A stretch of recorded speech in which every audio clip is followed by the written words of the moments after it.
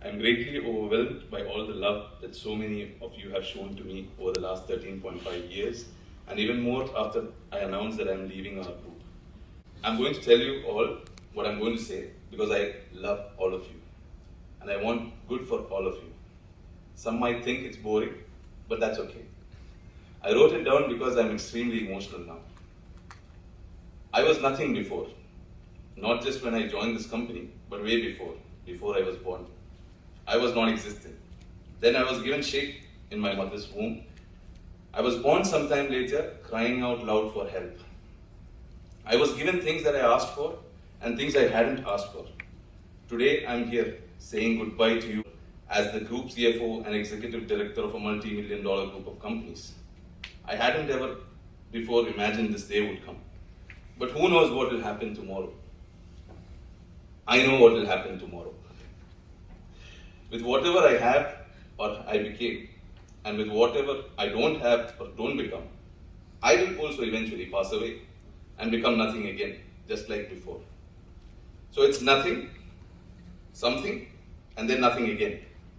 So why take the stress? Why care about others, including family members, company, team? Why don't I try to maximize my wealth, my leisure time, my happiness, my health? Why go through this life when it's all going to just go away? Fortunately, I got reasonably clear answers to these questions few years ago. I've been working harder after that. Some of you might have noticed. See, this world is filled with so-called believers. Sadly, they are divided as they concentrate on their differences. If we look closely though, they have so many things in common. They have holy books that will inspire you no matter which order you read them in. They believe that there's a supreme creator, that there's an order to this world, that there's a need to pray and to submit and to surrender. There's a need to be charitable to others. There's a need to forgive, to be kind, to help, to sacrifice, to go for pilgrimage, to fast, to refrain from lying, cheating, and other sins. And most importantly, they believe that there's a hereafter where they will be punished if they do something wrong during this lifetime, or rewarded if they lived as a good person here. Without this belief, if you think about it, there's actually no reason to be good here to others. So, I was nothing, am something, and going to turn into nothing again. Why care about others unless there's a hereafter? So many similarities in these different faiths indicate to a common creator. And what? For the creator who created us out of nothing once, would it be difficult to create from nothing again? We all know it's difficult to do something the first time. Second time, it's much easier. Being humans, believers are forgetful. They get lost. They fail to read their holy books. If they all read their holy books, understand them, and try to live by them by constantly reminding them about the requirements to live and die as a good believer, they call it meditation, mindfulness, salah, etc. You will start seeing that they all live in a very similar way. A true believer loves other human beings, regardless of their nationality, age, sex, etc. They will use their knowledge, skills, time, energy, health, etc. to help others and be good to others. That's what I was trying to do here. Initially, my goal was to make more money here, in this life, for this life. But as soon as I threw that goal out and thought about the hereafter, I started seeing so many positive changes, including in money. That was my initial goal. Basically, I wanted to be rewarded in the hereafter. I don't care what pain, hardships, suffering, hatred I face here in this life. I know it's temporary and that it's going to end. But I can't live thinking only about myself, because if everyone thought about only their own life and followed no belief system, there would be chaos in this world.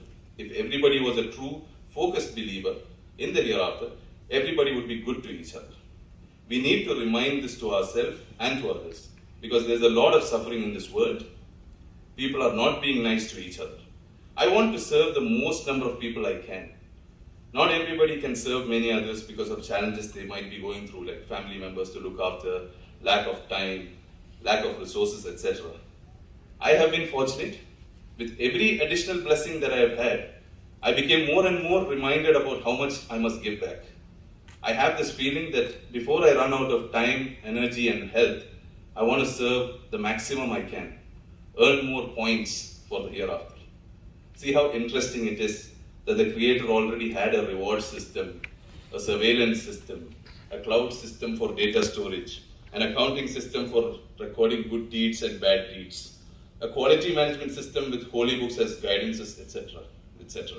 Problem is that we see more of these today, but we don't observe and realize that all we have been unknowingly doing is to prove that if we can do it, the creator who confirmed this to us ages ago in holy books surely is more powerful and capable than we can ever imagine. Can you imagine the strength of belief of those people who lived ages ago? They followed belief system without even understanding how large-scale surveillance is possible, how large-scale rewarding is possible, how cloud technology works. So be good to others. Be nice human beings, because that's what our Creator wanted us to be. I tell my team, be nice human beings, and you will automatically become great professionals. I think that's the secret of the success of our team. I realized an interesting point recently. As human beings, we need physical energy as well as mental energy. For physical energy, we take food regularly. There are different types of food: Indian, Lebanese, Turkish, Mexican, vegetarian, gluten-free, etc., etc. Do we force others to follow our taste? No, not normal people anyway. It is ignorance and arrogance to declare that your taste is the most healthiest or the best. People experiment and discover the best taste that works for them. At the end of the day, they get the physical energy the way they like. Similarly, for mental energy, we need spirituality. For this, there are different faiths.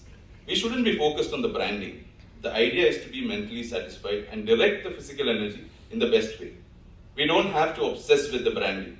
All faiths call for similar human qualities. Work on understanding more about your faith. Like there's taste for food, there's clarity for faith. Get clarity. Search for clarity. You have intelligence and you have access to so much information in this day and age.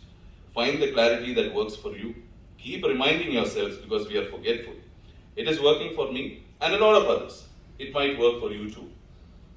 In the FIFA World Cup Qatar 2022 videos, they say football unites us all. It's not that everyone will go back with a trophy. What we should understand that it is possible for all of us to understand a common set of rules and play by those rules, no matter where we are from, what language we speak, and whatever other differences we have. Without those rules and regulations, there will be confusion and chaos. Understand that there's a creator. Understand that there are rules. Focus on similarities. Understand that we have to be good human beings. Professionalism, customer satisfaction, high productivity, profitability, etc. will automatically follow. I love you all. I want us to meet again. I thank you all for your wishes. I wish you too great success here and hereafter. Care for others, forgive mistakes, understand your issues, work on fixing them. I want you to be great human beings and spread goodness. Thank you so much.